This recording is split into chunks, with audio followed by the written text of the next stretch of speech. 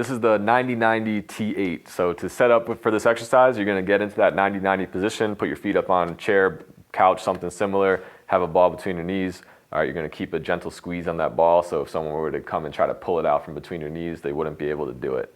All right, once you have your setup here, make sure you have a pillow as well. All right, you're gonna start with that little hip lift. Okay, so the hip lift, you're gonna peel your tailbone up off the table. Make sure your feet stay aligned, your toes are pulled back towards your face. All right, everything, again, in alignment. You don't want your feet out wide or in narrow. You don't want your hips rotated out or rotated in. Just make sure everything is in good alignment. All right, you get that little tailbone lift, you should feel the back of your legs or your hamstrings engaged. You wanna keep that little squeeze on the ball. And that's the hip position. All right, just to recap that, you wanna feel your lower back in the table. All right, so everything should relax back, but your abs should be relaxed at this point. You don't wanna be using your abs to drive this position. Once you get there, you're gonna take both hands, you're gonna reach both hands up towards the ceiling. You want your palms facing each other, so you don't wanna be facing this way or turned out. You just hands facing each other. Okay, and you're gonna bring your hands back over your face just a little bit. You don't wanna come back excessively. All right, you also don't wanna be reaching straight towards the ceiling, somewhere in between. If you get your fingers over your nose, that's probably a good place to start. Okay, and from there, what we're gonna do is you're gonna breathe in through your nose, you're gonna breathe out through your mouth, and as you breathe out, you're gonna reach towards the ceiling. Okay, you're gonna feel your ribs drive down. Okay, you wanna feel your shoulder blades coming off the table. Okay, and once you have that, make sure your hands stay back over your face. You're gonna breathe in through your nose and get a long breath out, making sure that you keep that reach. All right, big key here is don't lose the reach, don't lose the squeeze on the ball as you breathe in, and keep your front here closed down. All right, after 3 to 5 breaths, you're gonna relax. And let's just talk about some of the nuances of that exercise, okay?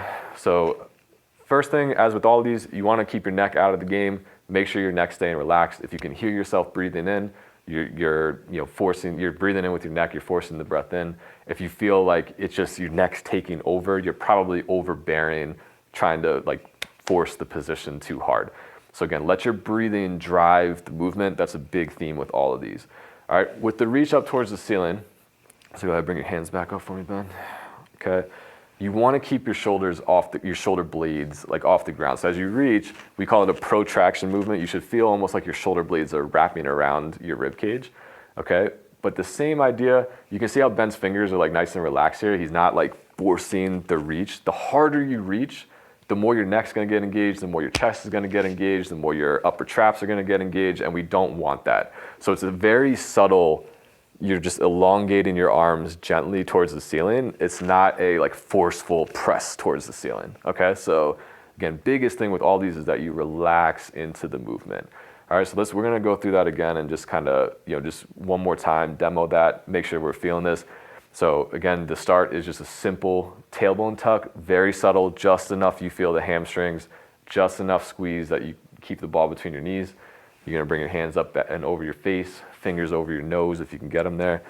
All right, the reach, shoulder blades are off the table, but you're not forcing it. It's just a gentle reach. And then the breathing drives the movement from here. You're gonna breathe in through your nose. Long open mouth exhale out, get every ounce of air out. Feel your ribs drive down. As you breathe out is when your abs kick in, and you're gonna keep them kicked in until the end of the exercise. So you're gonna breathe in, okay, and out. So you should feel hamstrings, you should feel abs, you might feel a little inner thighs with the squeeze.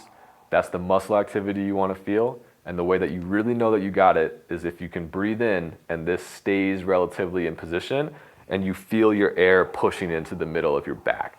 So the biggest key to success with this exercise is as you breathe in, you feel expansion into your back as you breathe in. If you can get that, you have it. If you have the muscle activity, you have probably about 70% of it. Once you get that sensation of air coming into your back, that's when you know you really got it. The biggest key is to keep your reach, to keep your squeeze, and don't let your ribs pop up as you breathe in. If you can hit all those points, you're nailing this exercise pretty good.